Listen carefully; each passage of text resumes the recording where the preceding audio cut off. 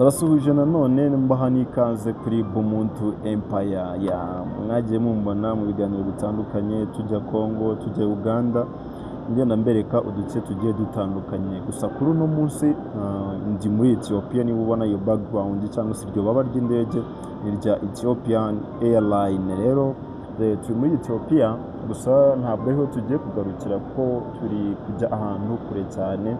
Ntegereje indi ndege irahaguruka mu saa 3 z'ijoro izagera aho ngiye saa 8 z'igitondo. Rero kino kiganiro cyangwa se kano ka video nifuje ko nabasangiza urugendo rwanjye rwo kuva Kigali ngera hano muri Ethiopia, ukuntu ibintu byifashe. N'ubwa nari ngiye mu ndege, hari aka video nyine imbere, hari aka video gatoya kagaragaza cyangwa se gasobanura ukuntu urugendo rwa rumeze. Nawe wenda niba ari ubwa mbere ugiye mu ndege, kano kaganiro wagakurikira. Niba unateganya kuza mu ndege cyangwa se kuzagenda mu ndege, niba ufite urugendo rw'indege, kano kaganiro wagakurikira. Turi Ethiopia, ikibuga mpuzamahanga, kuko ni mpuzamahanga koko. Rero reka mbareke mukomeze mukurikira aka video, gusa ndaza kugenda nyuzamo n'amashusho nafashe tukiri mu kirere. Nk'urugero ntanze mbereka amashusho nafashe turi mu kirere kabisa, ukabona nyine ni ishusho mani. Bimwe batubwira ngo aerial photograph cyangwa se ni aerial photograph cyangwa ni byitwa nyine ni amafoto afatiwe cyangwa se ni aka video gusa gafatiwe mu kirere bro. Ugenda uba nyine ahantu hagiye hatandukana. Reka nse nyuzamo ako ka video k'ahantu twagiye dufatira mu kirere kabisa. Ni aka video cyiza nyine ubona ko se nyine ureba hasi, iyo urwara nk'ikizunge wagwa hasi pe, wagwa hasi. Reka rero iyi video nyibararikire mukomeze kuba mwagakurikirana. Nje ni Bumuntu Empire. Ngeze muri Ethiopia, babonye amastati bagiye bampostinga ati munyifuriza urugendo rwiza. Nabikunze cyane, nabikunze hanyuma nagiraga mufate uno mwanya mbabwire wenda ukuntu urugendo rwanjye rwagenze kuva Kigali kugera muri Ethiopia, from Kigali to Ethiopia. Reka mbabwire mu ncamake ukuntu urugendo rwagenze. Muranyihanganira, twageze mu ndege batubwira ati gufotora ntibyemewe, ariko nafashe nyine urugendo mu mutwe, uko urugendo rwageze kose narufashe mu mutwe. Rero bitangira nyine kugeze ku kibuga cy'indege Kigali. Ugenda unyura ku marembo menshi, bakubaza ati ugiye he, bakakuyobora. Ngiye Ethiopia, bakakubwira turajya hariya. Igikapu uzanye se bakaguha kakaboro k'akagare ugashyiraho kakugenda usunika. Iyo bisoje bagenda mujya ku murongo nyine mutegereje, bagenda bacekinga bakubaza ati ugiye he. Bikarangira wenda bageze utike yawe bayemeje na visa bakabyemeza. Hanyuma rero urakomeza mukajya, niba ufite tike nari mfite tike yanjye saa 4 za mu gitondo n'iminota 55. Ubwo nyine nageze ku kibuga cy'indege Kanombe sanga hera nahageze saa 2. Umva wacekinga birangira saa 3. Ubwo naritegereje isaha yose n'iminota 55 nicaye.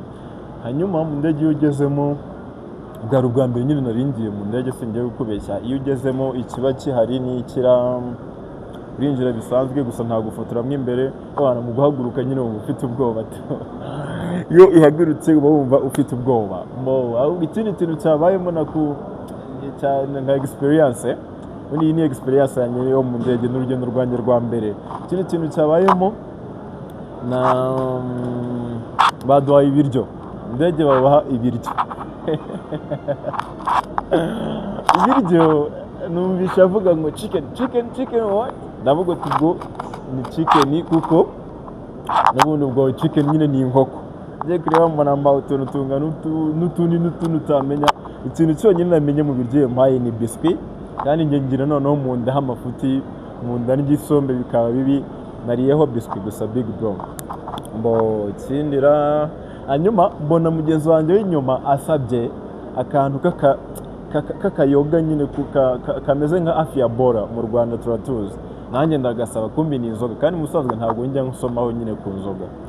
Maze kugafundura kugafundura gutya ngira ngo mwe numva ni inzoga ndayimena mu ndege birangiye rero ntagize ute ya nzoga ntanyoye. Ubu rero tuvugana Rima beretse hano hose show them.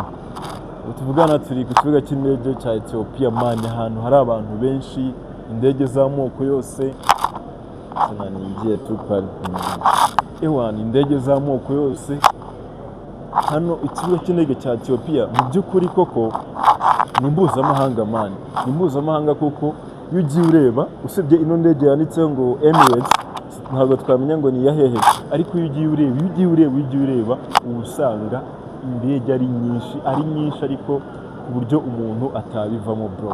Haro ni muri Ethiopia duhagaze, tuzabatembereza ahantu henshi. Ubu ngubu ndaza kuva hano Ethiopia ngana Dubai naho n'ubundi ndaza kugira ute ndi buze gukenera kubereka ukuntu urugendo rumeze. Ndageraho nijoro ariko nta kibazo zagenda mbaha amakuru. Nifuje ko twatemberana ikibuga cy'indege cya Ethiopia ariko turi mu gisare kinini nk'uko ubibona, ntabwo wabasha kugira ute wabasha kuba wasohoka nyine ugende udafite iki batari mwagerwaho. Niba mutegereje indege ya saa 3 ubwo nyine mugomba guhaguruka saa 3 z'ijoro. Big bro rero ndabakunda cyane abanyarwandakazi. Icano ni update nzajya mbaha amakuru mashya, amakuru meza avugwa hanze, amakuru y'akazi cyane cyane muyitege kuri ino channel. Ngiye kuzajya mbaha job update uko nanjye kugira ngeri inaha byansabye ibintu byinshi, abantu bandiye amafaranga menshi, ariko byibuze basi mbashije no kugera hano. Ni ikintu kigaragaza ko wenda runo rugendo ruzashoboka. Rero niyo mpamvu ndi kubabwira uti no channel muyitege, nzajya mbaha job update Dubai muze, hehe hose Katari muze, turebe ukuntu natwe twakorera amafaranga ubuzima buhinduke. Ndabakunda cyane, twa Bolingo b'umuntu, turakomeza kugenda tubaha update. Turacyari ku kibuga mpuzamahanga cya Ethiopia. Murakoze cyane.